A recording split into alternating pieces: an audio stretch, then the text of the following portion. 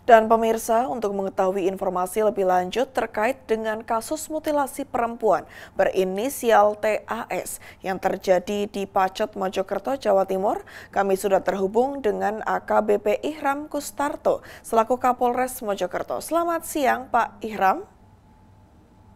Selamat siang Ibtu Anes dari Mojokerto. Kami sehat walafiat. Sebaliknya bagaimana dengan Ibtu Anes di Jakarta? Baik, terima kasih Bapak. Pak, izin Pak untuk bertanya Pak, bagaimana Polres Mojokerto dapat mengungkap dan mengidentifikasi pelaku pembunuhan serta mutilasi berinisial TAS dalam waktu kurang dari 24 jam? Terima kasih Ibtu Anes. Sebelumnya kami dari Polres Mojokerto turut berbelasungkawa terhadap meninggalnya korban dengan inisial TAS. Semoga senantiasa diterima di sisi Allah Subhanahu wa taala. Eh, Dapat kami sampaikan melalui kesempatan ini, tentunya yang menjadi menarik di sini adalah berawal dari penemuan penemuan sepotong tubuh manusia, lebih tepatnya telapak kaki sebelah kiri, yang selanjutnya dilaporkan oleh warga berinisial S ke Polsek Pacet, Polres Mojokerto, dan selanjutnya kami tim dari Polres Mojokerto melaksanakan langkah mitigasi secara cepat dan tentunya tepat dengan melibatkan relawan dan warga sekitar untuk mencari bagian atau potongan tubuh yang lain. Namun upaya tersebut belum bisa mendapatkan hasil yang maksimal untuk mendapatkan bagian tubuh yang bisa kita identifikasi sehingga mendapatkan identitas korban.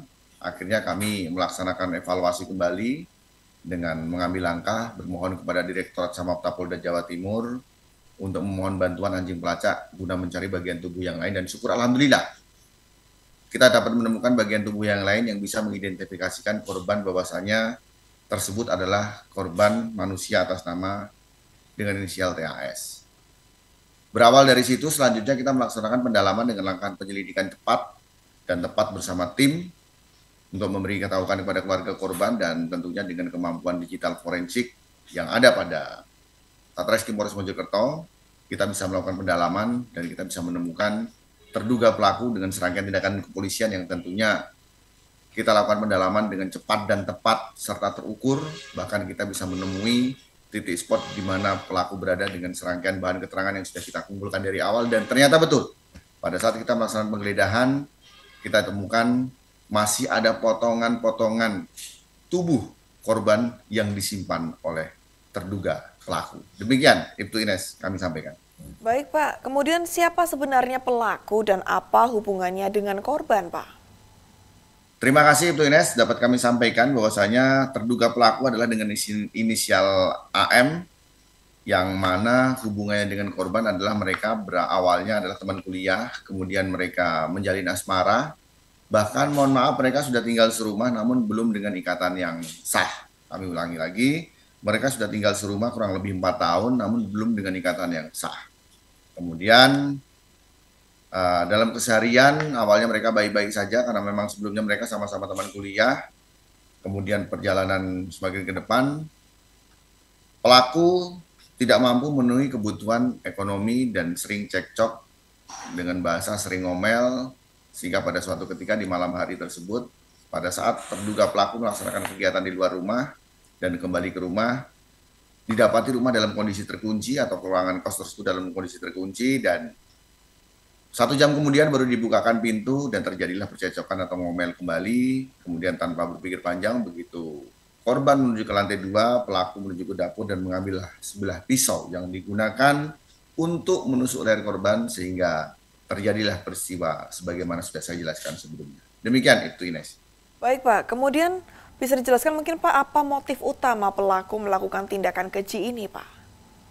Saya sampaikan berawal dari motif asmara karena mereka menjalin sebuah kehidupan layaknya suami istri belum dengan ikatan yang sah, kemudian menjalani proses kehidupan dinamika mereka berdua, dan pihak korban yang dalam hal ini wanita rekannya pelaku ini menuntut lebih dari kebutuhan ekonomi, semisal selalu minta HP dengan kondisi HP seri terbaru, bahkan saat sedang kita lakukan pemeriksaan betul dia punya kredit tentang HP.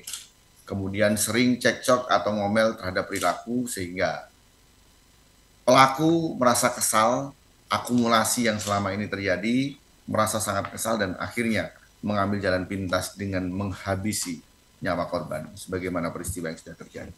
Demikian itu, Ines. Baik Pak, kemudian berapa total bagian tubuh yang ditemukan? Apakah memang seluruhnya telah berhasil diidentifikasi sebagai bagian dari tubuh korban dengan inisial TAS tersebut, Pak? Terima kasih. Pada awalnya kami menemukan 72 potongan tubuh korban di TKP di Pacet. Kemudian kami lakukan penggerebekan dan di dalam kamar kos tersebut, tepatnya di lemari dan di belakang lemari, kami menjumpai ratusan keping tulang dan potongan tubuh yang mau dimusnahkan oleh yang bersangkutan dengan cara dibuang ataupun dibakar. Dan selanjutnya kepingan tersebut kami satukan di kedokteran forensik untuk dilakukan identifikasi lebih mendalam dan sekarang sedang berproses. Dan kami mohon doanya semoga seluruh kepingan tubuh korban tersebut dapat kita temukan dan segera kita kebumikan. Tentunya berkoordinasi dengan pihak keluarga dan kedokteran forensik dalam mengambil langkah tentang medis forensik tersebut. Demikian itu, Ines. Baik Pak. Pak, mungkin dijelaskan lebih lanjut Pak, berapa banyak barang bukti yang berhasil diamankan dari tempat kejadian perkara maupun lokasi lain dan apa saja yang paling krusial dalam proses penyidikan, Pak? Baik, terima kasih Bu Ines, dapat kami sampaikan. Kalau dari lokasi TKP di Pacet itu kan letaknya di jurang ya. Di jurang itu dengan bantuan relawan dan anjing pelacak kita bisa menemukan potongan tubuh sejumlah 78 terakhir ya. Dan sampai dengan saat ini juga relawan masih menelusuri. Kemudian di dalam kos-kosan juga kita menemui beberapa barang bukti yang selanjutnya akan kita jadikan alat bukti, yaitu potongan tulang sejumlah ratusan dan potongan tubuh sejumlah puluhan juga masih ada. Kemudian ada satu buah pisau ganggang warna coklat dengan ukuran 30 cm, satu buah pisau yang digunakan untuk menusuk dengan ukuran 28 cm, ada gunting baja, gunting seng itu dengan ukuran 20 cm, palu besi berwarna hitam dengan ukuran 20 cm, satu buah tas yang dipergunakan untuk membawa potongan tubuh yang dia buang ke Pacet, kemudian spray warna abu-abu, bantal, jaket, kemudian sweater milik korban, pakaian dalam milik korban juga masih ada beberapa unit handphone yang selanjutnya dari handphone tersebut kita bisa men-tracing dan bisa mendapatkan keterangan-keterangan lain dari handphone tersebut. Bahkan yang paling krusial adalah beberapa potongan tubuh bagian kepala yang masih tersimpan di lemari milik korban. Demikian, Ines. Baik Pak. Kemudian diinformasikan Pak bahwa pelaku pernah bekerja sebagai tukang jagal hewan. Apakah ada indikasi bahwa keahliannya ini memengaruhi cara ia memutilasi korban? Baik, betul sekali itu Ines.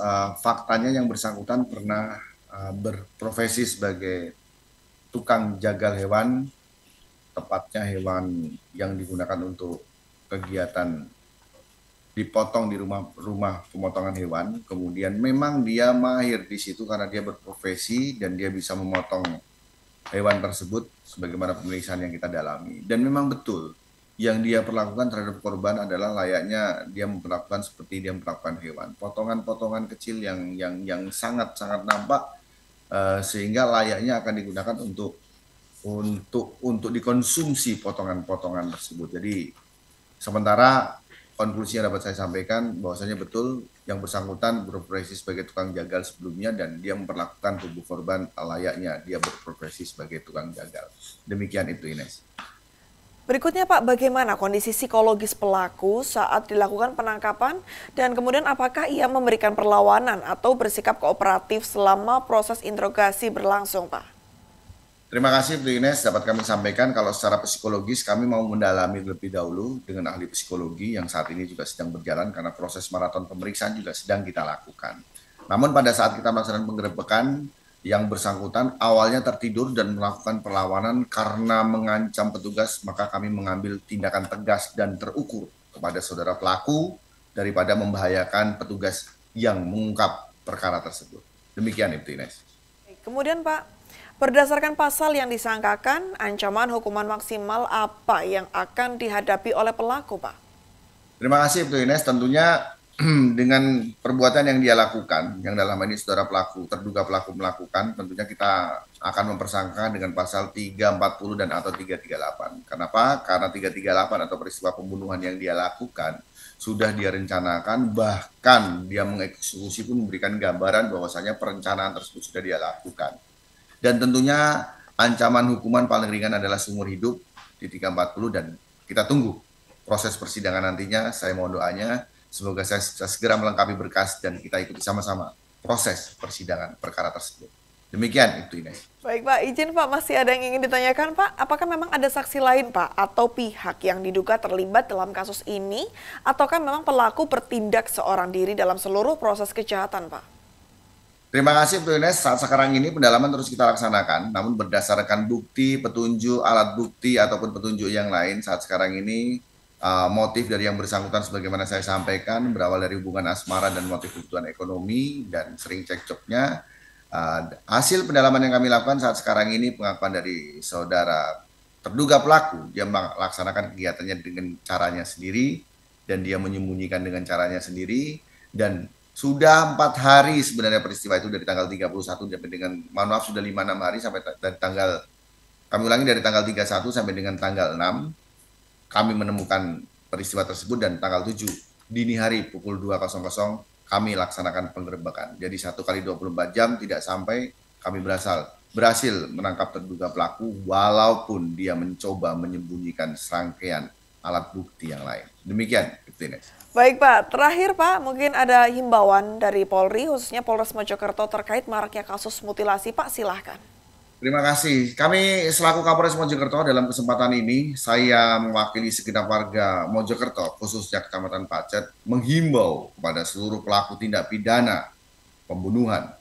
Saya mohon dengan hormat dan saya tegaskan, jangan jadikan Kecamatan Pacet, Kabupaten Mojokerto sebagai tempat terakhir pembuangan hasil tindak pidana hilangnya nyawa seseorang. Saya pastikan apabila itu terjadi, alam semesta beserta isinya di Kecamatan Pacet yang sangat indah menolak dan mengutuk. Dan saya pastikan selama saya masih berada di Mojokerto akan saya tangkap seluruh pelaku yang mencoba-coba mengotori wilayah Pacet. Demikian, Ibu Ines. Terima kasih. Baik, terima kasih Kapolres Mojokerto AKBP Ihram Kustarto telah bergabung bersama kami di Polri TV. Selamat siang dan salam presisi Pak. Salam presisi, selamat siang.